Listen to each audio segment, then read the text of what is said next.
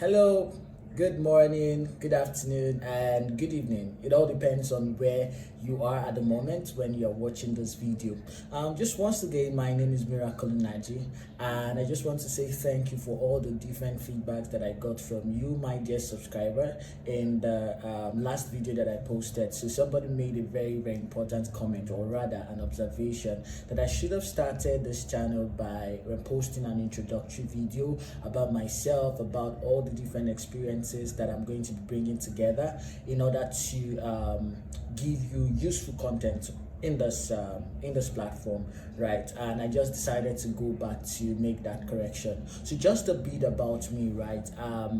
Aside from what I studied in university, which obviously is business management, and I started off my career within the management consulting space. So I started my career as a management consultant, and quite interestingly, up until my final year, I didn't really know that there was a career path like a management consulting, and that is where exposure becomes very critical to your career journey, because sometimes most of the career path that you may eventually find yourself in, you perhaps maybe 2 years or 3 years before you find yourself in that career path, you may not even know of their existence. So you just have to continuously expose your mind and expose yourself to different opportunities that are abound. But that's just by the way. So that was towards my final year. I was the president of a student consulting club, and because of the responsibility that came on me and the innate desire to give value to the members of the organization, I had to throw myself into learning all that I needed to know about the consulting space. And I interned in a consulting firm, and from there I started understanding the space. I got to discover firms like McKinsey, Bain, and BCG, and the rest of them. So I took interest in what management consultants do, that is solve problems for organizations, both private organizations and then public institutions. And luckily for me, just shortly after my compulsory national youth service program, I got into management consulting. And during my management consulting career, I did mostly projects around operations management, consumer intelligence, and then corporate strategy. It was quite an interesting one, right? Because in management consulting, you have the opportunity to learn across different industries, to understand how different industries work, as opposed to, let's say, I'm working within FMCG and all I do throughout my career is FMCG related. In management consulting, you get to work across different industries, right? And as challenging as that can be, it's also very exciting, especially if you are the kind of person that likes some sort of you're a dynamic person. You don't like just being stuck at doing one same thing over and over again. Then management consulting will be very interesting.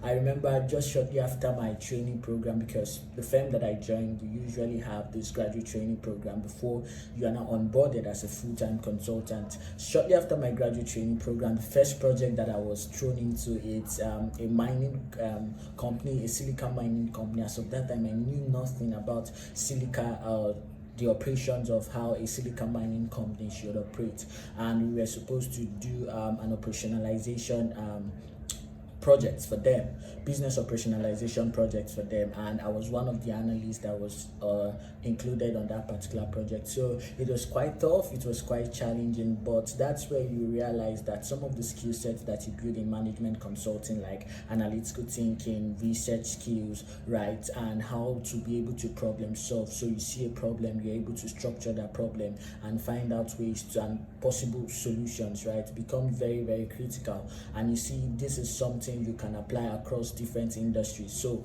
do I really advise anybody that is starting out their career to try out management consulting? Absolutely I do, because I believe that you are going to build certain skill sets that is transferable across different industries or across different other roles where you are going to find yourself. But then there's also another part of the story.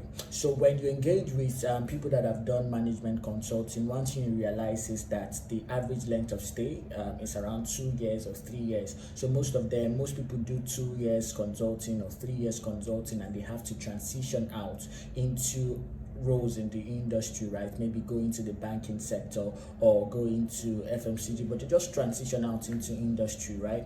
Now, that is because for some people it's for different reasons. So one reason could be because of the intensity.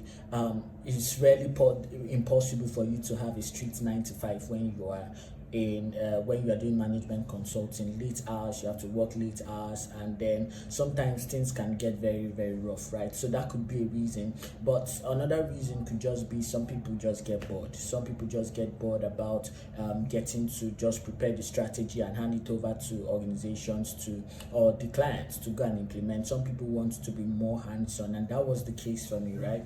That I wasn't as hands-on with these businesses that I worked with as I would have wanted to.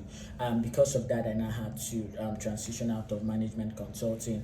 But then I was also looking at a part that blends my exposure in management consulting and also brings together my interest in finance, right? And that was where I started exploring career paths in venture capital, because aside from the normal thing you do, invest money into these companies, but I was also thrilled by the prospect of having to work with these companies in terms of portfolio management just to help them grow and then succeed. So that was the catch for me, and I moved into a career in venture capital, and that is where I've been for the last couple of years, right? And currently I am an investment professional in a venture capital firm. So basically, more or less what I do is I tend to oversee that part of the deal pipeline, from being able to source these deals to reviewing these deals, and then reviewing these deals, conducting due diligence, and then making recommendations to an investment committee in order to consider whether we are going to invest in that company or not to invest in the company, right? And I know in the course of this, in subsequent videos, I'm going to do a deep dive into all these aspects that I made mention of: deal sourcing, due diligence on startups, and all of that. So that's more or less the investment part of what I do, right? Then there's also the part of portfolio management, whereby I get to roll up my sleeves and then I work hand in hand closely with the startups within our portfolio, right? And helping them around their strategy, helping them around business development, helping them around some areas of their operations, right? Just to ensure that all of those different aspects that tend to, aside from funding, that tend to affect the success of startups, right? And when I talk about startups this time around, I'm talking about technology startups and technology-enabled startups, right? Because those are the sort of companies that we invest into, right? Just to ensure that they all have all they need in order to grow and succeed. And that has been very, very interesting for me, right? Because before I came into venture capital, I came into the career path with a purpose that I understand that there's a lot of scarcity of funding, right, as for certain groups of individuals, especially in this part of Africa. So I wanted to come be in a space whereby I can help them with the financial capital and also help them with the knowledge capital that most of them do also lack as well. So that is why venture capital has been a very interesting aspect for me. But then aside from everything that I do in terms of management consulting, everything that I've done in terms of venture capital space, one thing I'm very, very big on is impact. I'm very, very big on impact, so I'm a very big advocate for the SDG 8, and I've done a lot of projects in that area, right? I did a couple of boot camps on data analysis for undergraduates in like 16 campuses in Nigeria across all 6 geopolitical zones. And then when I worked around for 2 years in one of the states in Nigeria, that's Delta State. So I collaborated with some individuals and we launched Project Startup Asaba, which was geared towards improving the technology and startup ecosystem within that space, right?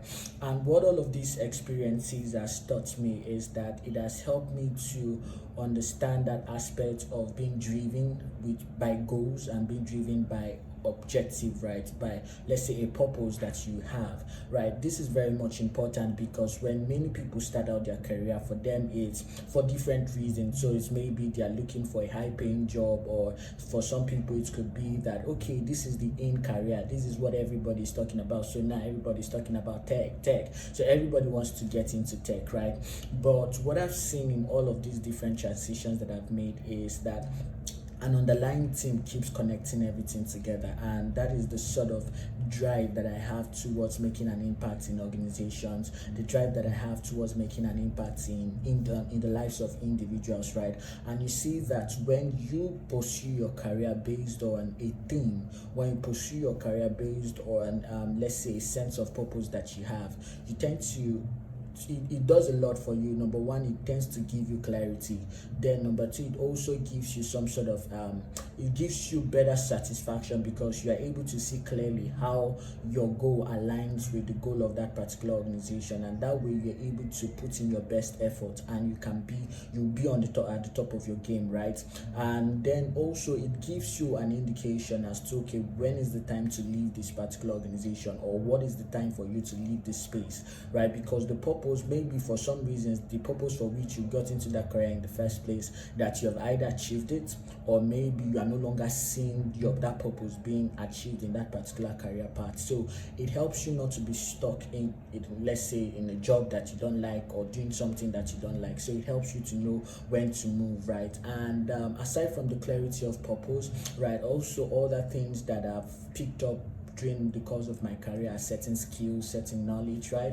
And skills around how businesses work, skills around some hard skills like knowledge about how to use Excel for stuff like financial modeling, right? And also performing financial analysis, because you cannot do management consulting and you don't know how to do financial analysis, right? Sometimes you have several rows of Excel data that you need to analyze so that you can come up with a strategic decision for a client. So it has really helped me to have that knowledge base. And other aspects as well is in terms of the knowledge that I have as to, let's say, the venture capital space, and the knowledge that I have about the African investment space, right?